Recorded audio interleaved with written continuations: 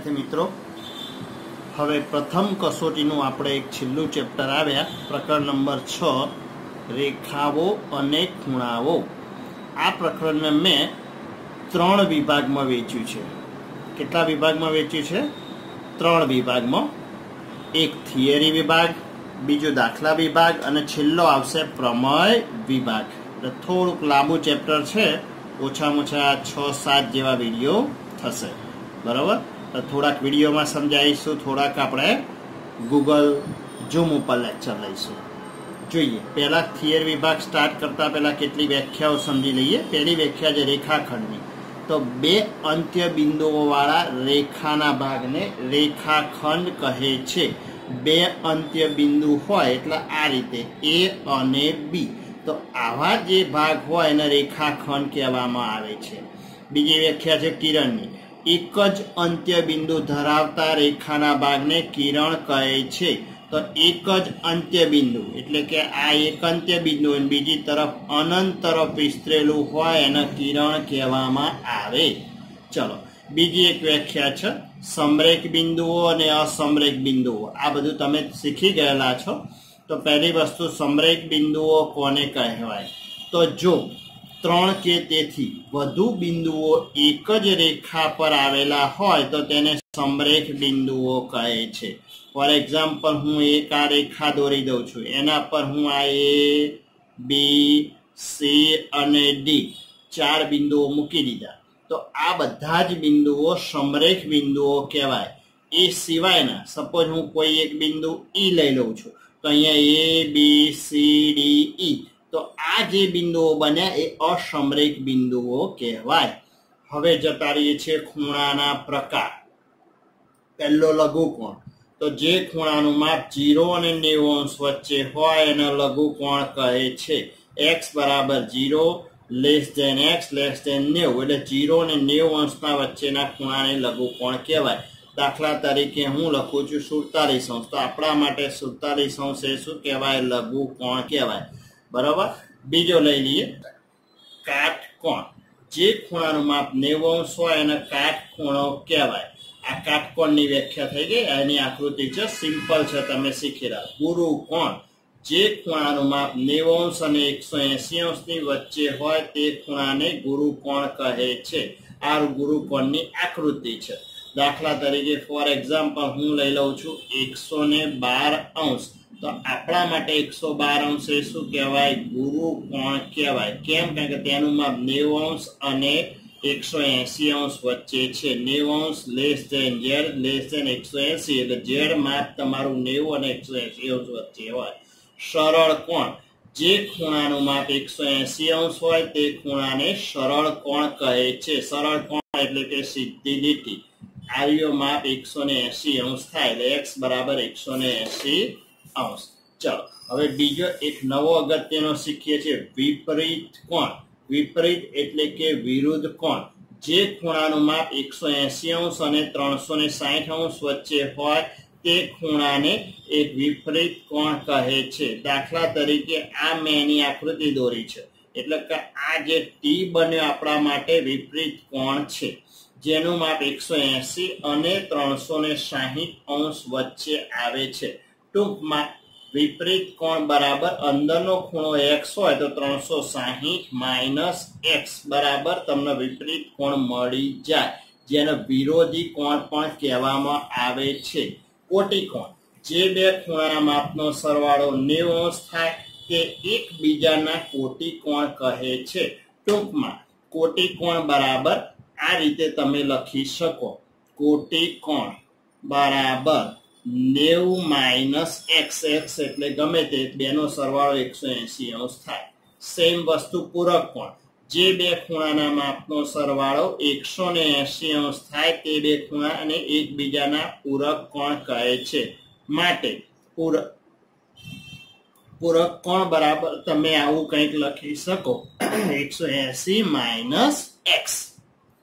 ચલો, હવે આસન્ન કોણ જોઈ લઈએ। તો જે બે ખૂણાઓના શિરોબિંદુઓ એક જ હોય, એક ભુજ સામાન્ય હોય, એક ભુજ સામાન્ય ન હોય તેવા ભુજ અને સામાન્ય બાજુ જુદી જુદી બાજુ હોય તેવા બે ખૂણાને આસન્ન કોણ કહે છે। એટલે કે આ કોઈ એક ખૂણો હું એબીસી લઈ લઉં, એનો એક જ વચ્ચેનો હું લઈ લઉં છું બીડી, બરાબર, બીડી કિરણ લઈ લઉં, તો આ બે ખૂણાઓ છે એ મોટા ખૂણાના આસન્ન કોણ કહેવાય। ઓકે, તો ખૂણો એ બી ડી અને ખૂણો ડી બી સી બંને આસન્ન કોણ કહેવાય। સરળ દાખલાની અંદર ખૂણો એબીસી બરાબર એબીડી વત્તા ખૂણો ડીબીસી, એટલે કે આ બે ખૂણાના માપનો સરવાળો ખૂણા બરોબર થાય અને આ બે ખૂણા એ ખૂણા એબીસી ના આસન્ન કોણ કહેવાય। ચલો હવે રૈખિક જોડની વ્યાખ્યા સમજી લઈએ। જો બે આસન્ન કોણ સામાન્ય ન હોય તેવા ભુજ એક સામાન્ય રેખા બનાવે તો તે રૈખિક જોડ કહે છે। એટલે કે આ સરળ કોણ હોય અને એનો કોઈ આ ઓ એક્સ ઓ ઝેડ એ સામાન્ય બાજુ હોય તો આ બે ખૂણા રૈખિક જોડ કહેવાય। રૈખિક જોડોનો સરવાળો 180 અંશ થાય, કારણ કે તે પૂરક કોણ છે, બરોબર। તો ખૂણો એક્સ ઓ ઝેડ વત્તા ખૂણો ઝેડ ઓ વાય બરાબર 180 અંશ, બરોબર સમજો વિદ્યાર્થી મિત્રો। બીજું લઈ લઈએ અભિકોણ। તો સામાન્ય શિરોબિંદુ ધરાવતા બે ખૂણાઓ, સામાન્ય શિરોબિંદુ ધરાવતા બે ખૂણાઓની એક ખૂણાની ભુજ એકબીજાના ભુજ સાથે રેખાને બનાવતો હોય તેવા ખૂણાઓને અભિકોણ કહે છે। હવે સરળ ભાષામાં વ્યાખ્યા લખીએ તો બે રેખાઓ પરસ્પર છેદે, આ રીતે પણ તમે લખી શકો છો, બે રેખાઓ પરસ્પર છેદે તેથી બનતા ચાર ખૂણા પૈકી સામસામેના ખૂણાને અભિકોણ કહે છે। અભિકોણના માપ સરખા હોય છે, એટલે કે એઓસી બરાબર બીઓડી, આ બંને સામસામેના ખૂણાના માપ સરખા હોય। આનું માપ તમારે 47 અંશ હોય તો આનું માપ પણ 47 અંશ થાય। ચલો તો એના પરથી આનું માપ થઈ જશે 153 અંશ, બરાબર। તો આ એના સામેના ખૂણાનું માપ પણ થઈ જશે 153 અંશ,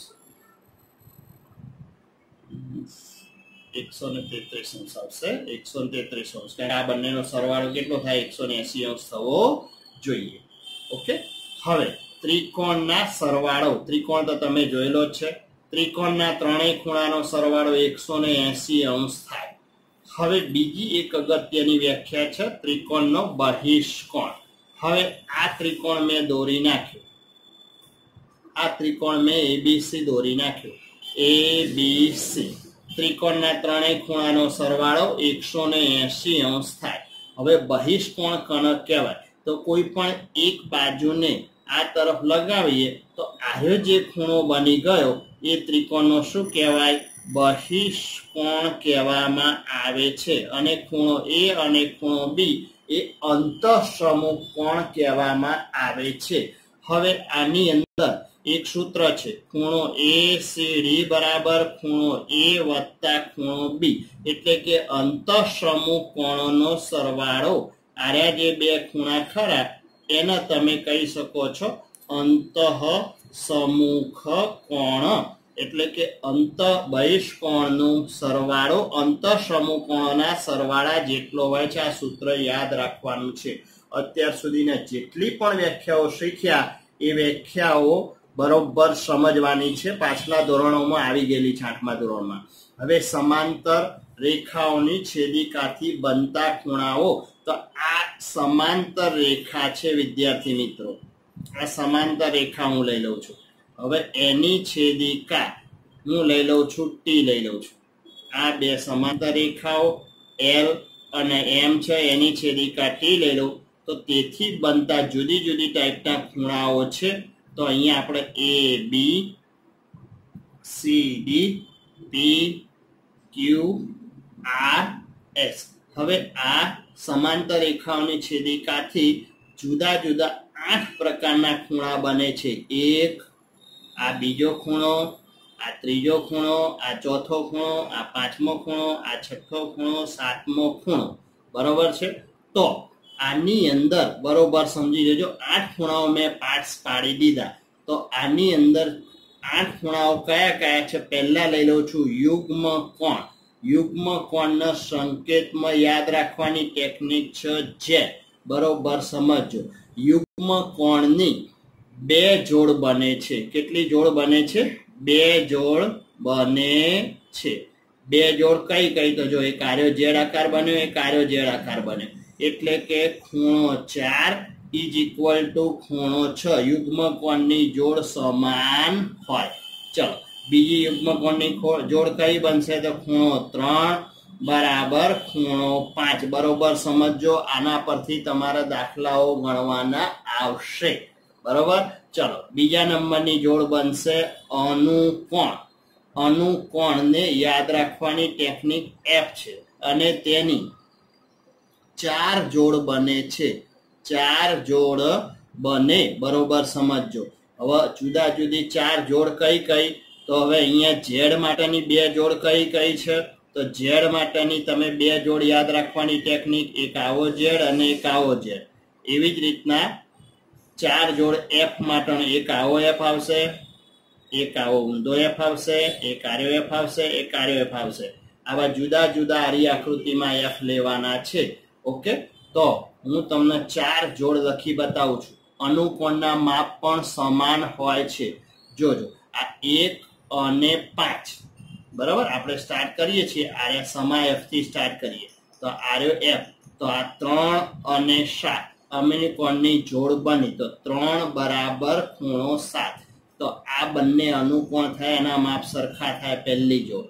ચલો બીજી જોડ ઊંધો F લઈ લીધો. 4 અને 8. તો ખૂણો 4 બરાબર ખૂણો 8. આકૃતિ બરોબર સમજો. આ 4 અને 8. તો આ જુઓ આ F આકાર બન્યો. આ 4 અને 8 એ બંનેના માપ સરખા થાય. ત્રીજી જોડ લઈ લઈએ છીએ. ધ્યાનથી જોજો. એ આરે ઊંધો F લઉં છું. આ ઊંધો F બને છે 1 અને 5. તો ખૂણો 1 બરાબર ખૂણો 5. કારણ કે આના પરથી આપણે દાખલા ગણવાના આવશે. તો આકૃતિ પરથી બરોબર સમજો. પછી હું ખૂણો લઈ લઉં છું 2 અને 6. જો આર્યો F આકાર બન્યો. બરોબર છે. આ 2 અને 6 ખૂણો. જો આર્યો આખો આકાર અંદરના ખૂણા અનુકોણ કહેવાય. તો 2 બરાબર ખૂણો 6. હવે આવશે ત્રીજી જોડ બને છે જેને આપણે અંતઃકોણ કહીશું. બરાબર. ત્રીજી જોડ આવશે અંતઃકોણ. અંતઃકોણની બે જોડ બને. બે જોડ બને. પરંતુ અંતઃકોણનો સરવાળો કેટલો થાય છે? 180 થાય છે. તો અંતઃકોણનો સરવાળો બરાબર 180. હવે આપણી આકૃતિની અંદર અંતઃકોણને યાદ રાખવાની ટેકનિક C છે. આ રીતે C આકાર 2 બને. તો આપણી આકૃતિમાં બરોબર સમજીએ વિદ્યાર્થી મિત્રો. તો એક C આરો બને, એક C આરો બને. એટલે 4 અને 5 આ બેનો સરવાળો 180 થાય. એવી રીતે 3 અને 6 આ બેનો સરવાળો 180 થાય. આને અંતઃકોણ કહેવાય. ટૂંકમાં તો ખૂણો 4 વત્તા ખૂણો 5 બરાબર 180. એવી રીતના ખૂણો 3 વત્તા ખૂણો 6 બરાબર 180. તો આરે આપણે અંતઃકોણ સમજી લીધા. 3 વત્તા 5 3 વત્તા 6 એટલે આ બેનો સરવાળો 2 જોડ તમારી અંતઃકોણની બની. બરાબર. તો તમારે જાતે HW માં એક આકૃતિ આપું છું જે તમારે અંતઃકોણો ને બધું જાતે તમારે જોડો લખવાની છે. તો આ મેં એક આકૃતિ લઈ લીધી. બરોબર સમજો વિદ્યાર્થી મિત્રો. આના પરથી તમારા દાખલા ગણવાના આવશે. બરોબર. હવે હું ક્રમ બદલી કાઢું છું. અહીંયા 1 2 3 4 5 6 7 8. બરોબર છે. તો તમારા આ આકૃતિમાંથી અંતઃકોણ યુગ્મ કોણની જોડો લખવાની છે. બરાબર. પહેલું લઈ લઈએ યુગ્મ કોણ, અનુકોણ અને અંતઃકોણની જોડ લખો. અંતઃકોણ લખો તો તમારે આ રીતે લખવાનું રહેશે. 180 અંતઃકોણ બરાબર. યુગ્મ કોણ આ HW છે. HW તો જ તમને દાખલા આવડશે. બરાબર. યુગ્મ કોણ લખવાનું 4 અને 6 તેવી રીતે પેલી આકૃતિમાં બરાબર કરીને ઝેડ કરીને આ રીતે લખવાનું રહેશે. મેં ક્રમ બદલી નાખ્યો છે એટલે આનાથી અલગ જવાબ આવશે.